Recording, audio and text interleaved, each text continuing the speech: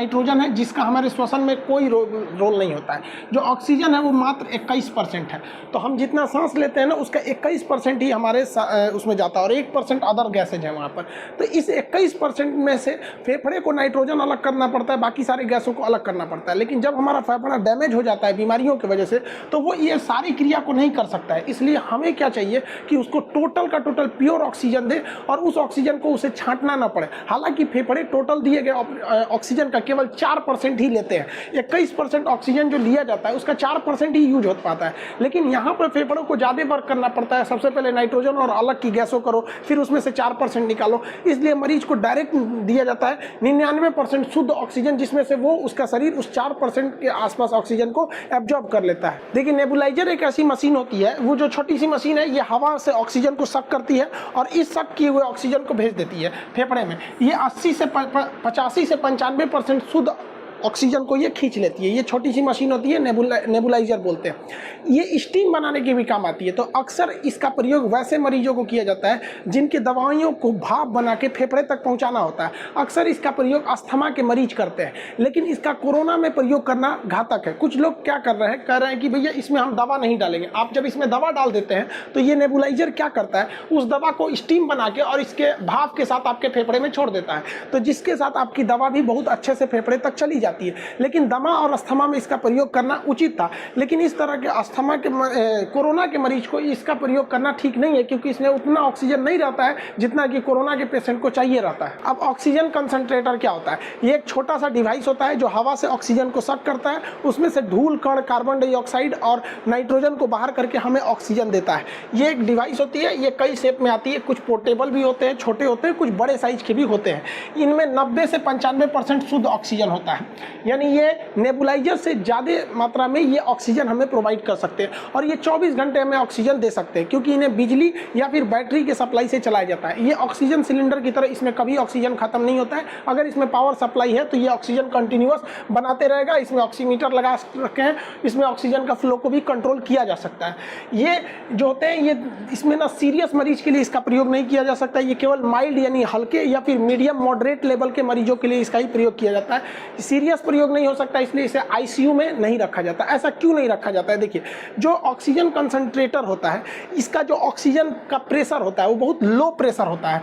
ये 1 मिनट में 5 से 10 लीटर ही ऑक्सीजन देता है। 1 मिनट में 5 से 10 लीटर ऑक्सीजन को ये फ्लो करा सकता है। लेकिन जो एक गंभीर रूप से मरीज बीमार है, जो आईसीयू में है, कोरोना एकदम भयानक स्थिति में है, उसको 40 से 50 लीटर ऑक्सीजन चाहिए जो आईसीयू में रहते हैं। तो ये केवल 5 से 10 लीटर ऑक्सीजन प्रति मिनट दे सकता है वो लो प्रेशर पे, इसलिए इसका प्रयोग हम आईसीयू में नहीं करते। लेकिन अभी क्या है कि कोरोना के जो स्थिति आई है इसमें ऑक्सीजन है जिसको मतलब हाई प्रेशर ऑक्सीजन सबको दिया जा रहा है। ऑक्सीजन कंसंट्रेटर की कमी होने की वजह से ये बहुत हल्का होता है, जिस वजह से इसे ट्रांसपोर्ट करना बहुत ही इजी होता है। लेकिन ये काफ़ी महंगे आते हैं, 30 से 50 हज़ार के रेंज में ये आते हैं। इनमें एक ही खासियत होती है, इन्हें ऑक्सीजन सिलेंडर की तरह रिफिल नहीं करना पड़ता, ये कभी खत्म नहीं होते। इलेक्ट्रिक है या बैटरी है तो ये हमेशा कंटिन्यू चलते रहेंगे। ये ऑक्सीजन कंसंट्रेटर जो होता है वो काम करता है PSA टेक्नोलॉजी पर। PSA का मतलब प्रेशर स्विम एब्जॉर्प्शन टेक्नोलॉजी होता है। इसके तहत ऑक्सीजन हवा से गैसों को लिया जाता है, सक किया जाता है और उसमें नाइट्रोजन और बाकी गैसों को छोड़कर और ऑक्सीजन को कंसंट्रेट कर लिया जाता है। इसीलिए इसे ऑक्सीजन कंसंट्रेटर कहते हैं। ये छोटे मात्रा में होता है, इसको बड़े प्लांट में लगा दिया जाता है। जब इसी कंसंट्रेटर का बहुत बड़ा प्लांट लगा देते हैं तो उसी को हम लोग कहते हैं PSA प्लांट। इसी प्लांट को बहुत से बाहरी हॉस्पिटल वगैरह के बाहर लगाए गए हैं। इवन मोदी जी ने भी जो घोषणा किया है इसी प्लांट के बारे में, उन्होंने कहा है कि जो PM केयर फंड में पहले 162 और अभी 551 के आसपास, मतलब 550 के आसपास वो जो ऑक्सीजन कंसंट्रेटर का जो बड़ा रूप है जिसे हम लोग PSA कहते हैं, ये टेक्नोलॉजी लगाने की बात की गई है हर एक हॉस्पिटल के बाहर। देखिए, देश में अभी भी ऑक्सीजन का टाइम पर नहीं पहुंच पा रहा है। कुछ किल्लतें दूर हुई हैं लेकिन अभी भी उतना दूर नहीं हुआ है। इसको गवर्नमेंट अगर चाहे तो और इम्प्रूव कर सकती है। देखिए, जितने ऑटो इंडस्ट्रीज होते हैं, गाड़ियां जो सड़क पे चलती हैं, इनके टायरों में नाइट्रोजन गैस भरा होता है और इन्हें बनाने के लिए भी नाइट्रोजन जनरेटर होता है जो काफ़ी सिंपल काम करता है। वो भी PSA टेक्नोलॉजी पर ही काम करता है। वो क्या करता है, हवा को लेता है, सक करता है और कंप्रेसर लगाता है। कंप्रेसर के बाद वो क्या करता है, उसको अलग अलग उसके जितने भी पार्टिकल्स है उसे साइड कर देता है और ऑक्सीजन गैस को छोड़ देता है और नाइट्रोजन गैस को एक जगह इकट्ठा कर लेता है। तो और उसी नाइट्रोजन गैस को गाड़ियों के टायर वगैरह में भर दिया जाता है। इसमें एक सिंपल टी टेक्नोलॉजी होती है, एक फिल्टर लगा होता है। उस फिल्टर से जब हम ऑक्सीजन और नाइट्रोजन को गुजारते हैं तो वो ऑक्सीजन को क्या करता है, हवा में रिलीज कर देता है और नाइट्रोजन को पकड़ लेता है, जिससे कि नाइट्रोजन गैस उस जनरेटर के पास इकट्ठा हो जाती है और एक बड़े से टैंक में उस नाइट्रोजन गैस को रख लिया जाता है। और जब आप गाड़ियां भरवाने जाते हैं, जब गाड़ी मोटरसाइकिल या 4 व्हीलर में, तो आपको इस तरह की मशीन देखने को मिलती होगी। ये आपके टायर में नाइट्रोजन भर देती है। जहां इस नाइट्रोजन की बहुत ज़्यादा ज़रूरत होती है वहां इस तरह का चीज़ प्रयोग करते हैं। चिप्स के पैकेट, नमकीन के पैकेट या जो भी पैकेटिंग सामान पैक होता है उसके अंदर हवा भरा होता है, वो नाइट्रोजन ही गैस होती है। तो ये नाइट्रोजन गैस काफ़ी सिंपल तरीके से बनाया जा सकता है, लेकिन अगर गवर्नमेंट चाहे तो इसके फिल्टर को चेंज कर सकती है और इसी से ऑक्सीजन बना सकती है, क्योंकि यहाँ जो फिल्टर लगा होता है वो फिल्टर ऑक्सीजन गैस को हवा में छोड़ देता है और नाइट्रोजन को रख लेता है। अगर इसके फिल्टर को हम चेंज कर दें और ठीक इसका रिवर्स कर दे कि ये नाइट्रोजन को छोड़ दे और ऑक्सीजन को रख ले, तो जितने ऑटोमोबाइल इंडस्ट्री है या चिप्स पैकेट ये सब बनाने वाली कंपनी है, उन सब के पास नाइट्रोजन गैस का प्लांट है। उन गैस प्लांट से हम ऑक्सीजन इजीली जनरेट कर सकते हैं। और ये फिल्टर बनाना बहुत बड़ा काम नहीं है। अगर सरकार चाहे तो 48 घंटे में ऐसे फिल्टर बना के और एनओसी देके उसे तुरंत तत्काल प्रभाव में लिया जा सकता है। और हमारे देश में जहाँ जहाँ भी नाइट्रोजन प्लांट है या फिर गाड़ियों के जो सर्विस सेंटर है वहाँ इस फिल्टर को चेंज करके ऐसा किया जा सकता है। नेबुलाइजर और ऑक्सीजन कंसंट्रेटर के बाद अब हम समझते हैं लिक्विड ऑक्सीजन। लिक्विड ऑक्सीजन को हम लिक्विड मेडिकल ऑक्सीजन भी कहते हैं, जिसे ऑक्सीजन सिलेंडर के नाम से आप जानते हैं। वो लिक्विड फॉर्म में रहता है। जब आप उसका रेगुलेटर खोलते हैं तो वो गैस का रूप ले लेता है। जिस तरह आपके घरों में खाना बनाने वाला सिलेंडर होता है, जब वो पाइप से गुजर रहा होता है तो देखते होंगे वो लिक्विड फॉर्म में जाता है, इसलिए उसे लिक्विफाइड पेट्रोलियम गैस LPG कहते हैं। वैसी तरह इसे LMO कहते हैं, लिक्विड मेडिकल ऑक्सीजन के नाम से जानते हैं। इसे काफ़ी ठंडा टेम्परेचर पर रखना होता है, इसलिए इसे क्रायोनिक ऑक्सीजन टैंकर कहते हैं। ये बहुत ही कम टेम्परेचर पर बनाया जाता है। जहाँ पे इस टेक्नोलॉजी से ऑक्सीजन बनती है वो काफ़ी बड़ी टेक्नोलॉजी होती है, काफ़ी कॉम्प्लिकेटेड होती है, क्योंकि उसके टेम्परेचर को -185 डिग्री रखना होता है।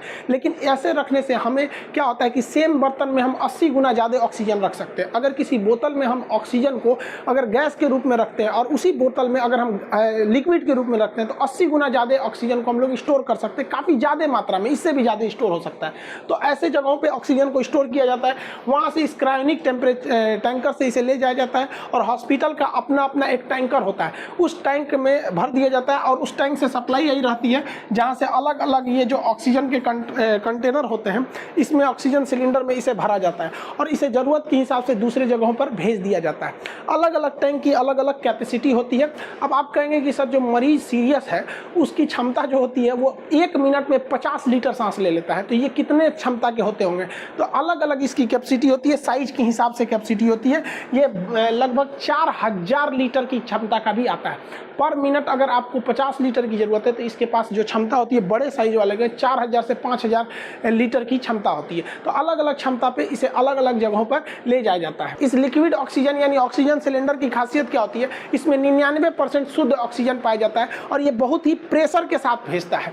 प्रेशर के साथ भेजने की वजह से इसमें ऑक्सीजन का मात्रा ज़्यादा रहता है। 40 से 50 लीटर ऑक्सीजन ये पर मिनट दे सकता है, जिस वजह से इसका प्रयोग हम सीरियस मरीजों के लिए करते हैं जो ICU में भर्ती होते हैं। लेकिन इनकी समस्या यही है कि इनसे आप 24 घंटे सप्लाई नहीं ले सकते हैं। जैसे इनका टैंकर खाली होता है तो ये सप्लाई देना बंद कर देते हैं, इन्हें रिफिलिंग करना पड़ता है। लेकिन एक प्लस पॉइंट ये है कि इनको किसी भी तरह के पावर की ज़रूरत नहीं पड़ती है, इन्हें इलेक्ट्रिक सप्लाई या बैटरी सप्लाई की ज़रूरत नहीं पड़ती है। अभी ज़्यादातर प्रयोग हॉस्पिटलों में इसी का प्रयोग हो रहा है, यही ट्रेडिशनली प्रयोग होता ही आया है। एम्बुलेंस वगैरह के अंदर भी यही रखा रहता है।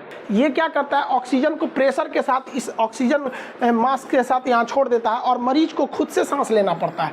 इसमें मरीज खुद सांस लेता है, लेकिन बहुत बार ऐसा होता है कि मरीज सांस नहीं ले पाता, उसके फेफड़े इतने डैमेज हो जाते हैं, इतना काम नहीं कर पाते। कभी जैसे कोरोना के मरीज हो गए या फिर एक्सीडेंट हो गया या कोई बड़ा ऑपरेशन हो गया जिसमें ब्रेन को मतलब एनेस्थीसिया देना पड़ता है, तो फेफड़े जब काम नहीं कर पाते हैं, खास करके अभी के वक्त में तो कोरोना चल रहा है, तो जब फेफड़े काम नहीं करते हैं तो उस स्थिति में हमें बाहर से ऑक्सीजन को ढकेलना पड़ता है। यहाँ क्या था कि ये ऑक्सीजन सिलेंडर यहाँ से ऑक्सीजन छोड़ता था और बस ये ऑक्सीजन के पाइप से यहाँ के यहाँ ऑक्सीजन मुंह के पास निकल जाता था, इंसान अपने से सांस ले लेता था। लेकिन जब फेफड़े डैमेज हो जाते हैं, तब उस कंडीशन में काम आता है हम लोग का वेंटिलेटर।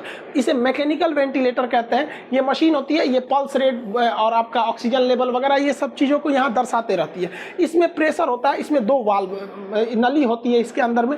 ये क्या करता है, प्रेशर से ऑक्सीजन को फेंकता है और फिर उसको वापस लेके आता है। मतलब फेफड़ों तक ये ऑक्सीजन, ये मुंह तक ऑक्सीजन नहीं छोड़ता है, ये फेफड़े तक पहुंचा देता है। तो इसके भूल में मत रहिएगा कि ये यहाँ मुंह तक होता है, इसे फेफड़े तक ढकेल के इस मशीन को अंदर ले जाना होता है वेंटिलेटर को। ये लास्ट पोजीशन होती है मरीज की जान बचाने की, डॉक्टर की। अब इसको पहनाना, ये वेंटिलेटर होता है, इसे लगाना अपने आप में बहुत चैलेंजिंग है, क्योंकि मरीज को तभी लगाया जाता है जब निश्चित अवस्था में होता है, उसके मुंह को खोलना होता है। तो ये लोहे की रॉड देख रहे हैं, स्टेनलेस स्टील की ये रॉड होती है, इसके बीच में एक छेद होता है इस रॉड के अंदर के। तो इसी में क्या करता है डॉक्टर, पहले इस रॉड से इस मरीज के मुंह में ऐसे डाल देता है। आप इस रॉड को देखेंगे तो ये यू शेप में होता है, ऐसे इसमें रॉड डालता है और उसके जबड़ा को उठाता है। जब इस जबड़ा को उठा देता है तो उसको ये नली दिखाई देती है। तो इस रॉड के पीछे एक छेद होता है, उसी छेद से ये ऑक्सीजन के पाइप को अंदर डालता है। आप अगर यहाँ देखेंगे तो ये रॉड जो है यहाँ से इस छेद के अंदर से इसको लेके गया गया है यहाँ पर, और इसको फेफड़े तक पहुँचाया गया है। दोनों फेफड़े के बीच में इसे ड्रॉप किया जाता है। अब ध्यान दीजिए, यहाँ पर अगर क्लियर इमेज देखेंगे तो ये हैंडल है जिससे इसको उठाया गया है यहाँ पर, और इसके पीछे खाली जगह होता है, उसी से इस पाइप को ले आके अंदर, यहाँ देखिए इस पाइप को यहाँ छोड़ दिया गया। फिर बाद में इस लोहे वाले को बाहर निकाल लिया जाता है। वो केवल मैकेनिकल सपोर्ट देने के लिए था, उसका जबड़ा उठाने के लिए, वरना ये गला सट जाता है। कभी कभी ये मिलता नहीं है तो डॉक्टर को इसे यहाँ से उठाना भी पड़ता है, काफ़ी मुश्किल काम होता है। उसके बाद एक और चैलेंजिंग काम क्या होता है कि जो यहाँ पर हम लोग ऑक्सीजन का ये पाइप ले गए हैं, इस पाइप के मुंह को हम लोग कफ कहते हैं, ये बीचों बीच रहना चाहिए। ये ट्रैकिया होता है, इसको बायोलॉजी के क्लास में आपको रेस्पिरेशन तक तो पढ़ाई दिए थे। ये ट्रैकिया है, यहाँ से 2 बार हो जाते हैं ब्रोंकाई, और फिर आगे जाके ब्रोंकियोलेस होता है, फिर एल्वियोली होता है। तो इस कफ को ना यहाँ पर ले आके रखना होता है ताकि ऑक्सीजन दोनों फेफड़े में बराबर जाए। और अगर ज़्यादा नीचे ला देंगे, जैसे यहाँ देखिए ये कफ को यहीं पर रखा हुआ है यहाँ पर, और यहीं से ऑक्सीजन को छोड़ देना है ताकि दोनों फेफड़े में ऑक्सीजन बराबर जाए। और अगर एक साइड में हो जाएगा तो एक ही फेफड़े में ऑक्सीजन जाएगा। और इतना लगाने, जब ये लगा दिया जाता है तब उसके बाद से इस मशीन से प्रेशर दिया जाता है फेफड़े में, और वो मशीन जब फेफड़े में प्रेशर देती है तो हवा अंदर जाता है लंग्स में। फिर यही मशीन उसको निगेटिव प्रेशर करके वापस खींचती है, एक बार ढकेलती है, एक बार खींचती है। ये लास्ट होप होता है मरीज को बचाने के लिए। आप ओपीडी, इमरजेंसी या आईसीयू वार्ड सुने होंगे। देखिए ओपीडी क्या होता है, इसका फुल फॉर्म होता है आउटर पेशेंट डिपार्टमेंट। जैसे पटना, एम्स पटना का ये ओपीडी है। इसमें क्या होता है, कोई भी बाहरी मरीज जो है, जो चलने फिरने के काबिल है, जिसको कोई बीमारी हुई है, वो सबसे पहले ओपीडी में आता है। डिपार्टमेंट है ओपीडी। इस ओपीडी डिपार्टमेंट के बाद पूछता है काउंटर कहाँ है, तो काउंटर पे जाके वो अपना नाम, पर्ची उर्ची कटवाता है। यहाँ उसको पर्ची मिलता है जहाँ बताया जाता है उसे कौन डॉक्टर और किस कमरे में देखेंगे, तो उस पर कमरा नंबर वगैरह डॉक्टर बता दिया जाता है। फिर आप जाते हैं डॉक्टर के पास। डॉक्टर के पास जब जाते हैं, ओपीडी के बाद पर्ची कटाने के बाद अब कब नंबर आया, डॉक्टर जब देखते हैं तो डॉक्टर आपको दवा लिखते हैं, फिर बुलाते हैं कि अगले दिन आइएगा। या कभी कभी डॉक्टर देखते हैं कि नहीं, इनकी तबीयत ज़्यादा खराब है, इन्हें ऑपरेशन या वगैरह किसी चीज़ की ज़रूरत है, तो आपको ऑपरेशन के लिए भी बुला सकते हैं। हो सकता है कि वो उसी दिन ऑपरेशन के लिए एडमिट ले ले, अक्सर ऐसा होता नहीं है, वो आपको किसी और दिन एडमिट के लिए बुलाते हैं। फिर आपको वो एडमिट करके आपका ऑपरेशन थिएटर, जिसे शॉर्टकट में ओटी कहते हैं, तो ऑपरेशन थिएटर में ले जाते हैं और आपका ऑपरेशन कर देते हैं। ऑपरेशन करने के बाद अब आप ऑपरेशन थिएटर में आराम नहीं ना कीजिएगा, आपका रिश्तेदार हुआ जाके खाना ना खिलाएगा, कहीं ना कहीं रखेगा। तो जब आप अगर आप नॉर्मल मरीज हैं तो आपको ऐसे ही वार्ड में शिफ्ट कर दिया जाता है। लाइन से ऐसे चौकी लगल रहता है, उसमें बैठल रहिए यहाँ पे। और अमीर आदमी है तो आपको एक रूम दे दिया जाता है, और नॉर्मल है तो इसे वार्ड में रख दिया जाता है। इस वार्ड में डॉक्टर कभी कभार 3-4 घंटा पे आ जाता है, क्योंकि जो सीरियस मरीज नहीं रहते हैं उन्हीं को ओपीडी में ले जाया जाता है, नॉर्मल वालों को लिए। तो जिनका ऑपरेशन है वही ऑपरेशन थिएटर और वार्ड में जाते हैं, और नहीं जिनका ऑपरेशन नहीं होना है, नॉर्मल दिखाना है, किसी को ब्रेन दिखाना है, आँख दिखाना है, ये अगर ऑपरेशन नहीं है तो ओपीडी में जाइए, पर्ची कटाइए, डॉक्टर से मिलिए, दवाई लिख के जाइए, कब खाना है खा के आइए। लेकिन एक होता है इमरजेंसी डिपार्टमेंट। इमरजेंसी में कोई खुद नहीं जा पाता है, कोई दूसरा आदमी ले जाता है। मान के चलिए भयानक एक्सीडेंट हो गया, कोई गोली मार दिया, कोरोना का एकदम सीरियस मरीज हो गया, तो इस सब में इमरजेंसी होता है। यहाँ पर आप तुरंत यहाँ पे पर्ची कटाना थोड़ा सिंपल होता है इमरजेंसी में। इमरजेंसी में जैसे जाते हैं तुरंत आपको आईसीयू में भेजा जाता है, इंटेंसिव केयर यूनिट। आपकी गहन जांच होगी। आईसीयू में जब आप रहिएगा ना तो एनी टाइम वहाँ डॉक्टर और नर्स रहते हैं, जबकि वहीं ओपीडी के वार्ड में रहिएगा तो आपको एनी टाइम यहाँ डॉक्टर नर्स नहीं मिलेंगे, क्योंकि यहाँ नॉर्मल मरीजों को रखा रखा जाता है बहुत सीरियस नहीं रहते हैं। लेकिन वहीं अगर आईसीयू में रहेगा तो इंटेंसिव केयर यूनिट 24/7 मतलब 24 घंटा आपके पास कोई ना कोई निगरानी रहेगा इसमें, ये बहुत ज़्यादा होता है। अगर इसमें तबीयत अगर आपकी बिगड़ती है, मान के चलिए एक्सीडेंट हुआ या कुछ हो गया है, अचानक तबीयत बिगड़ती है, तो डॉक्टर आपको देखने के लिए आते हैं। और अगर मान के चलिए डॉक्टर को लगा नहीं एक्सीडेंट हुआ या ऐसा कुछ हुआ है, इसका ऑपरेशन करना पड़ेगा, तो इस आईसीयू से उठा के तुरंत आपको ऑपरेशन थिएटर यानी ओटी में ले जाया जाता है और वहाँ ऑपरेशन कर दिया जाता है। एक तो पहले आप सीरियस थे, इमरजेंसी में खुदे थे, उस पे से कर दिया ऑपरेशन और वो चीर-फाड़ हो गया, अब आपकी और ज़रूरत है तो आपको आईसीयू का जो वार्ड होता है, आईसीयू वार्ड ये वाला जो होता है, ये बहुत वीआईपी व्यवस्था होता है। यहाँ हर एक मशीनें आपके लिए अवेलेबल होती है। ऐसा नहीं कि थर्मामीटर में बुखार नापना है तो दूसरे से लाएगा, सब आपके लिए वहाँ पर्सनल रहेगा, आपकी सारी मशीनें वहाँ अवेलेबल रहती है। तो बहुत ये आपको आईसीयू वार्ड में एडमिट कर दिया जाता है। जब आपकी तबीयत ठीक ठाक होने लगती है, सही हो जाता है, तो आईसीयू वार्ड से उठा के आपको जनरल वार्ड में भेज दिया जाता है, जो नॉर्मल मरीजों के लिए रखा गया। इसके बाद आपको घर भेज दिया जाता है।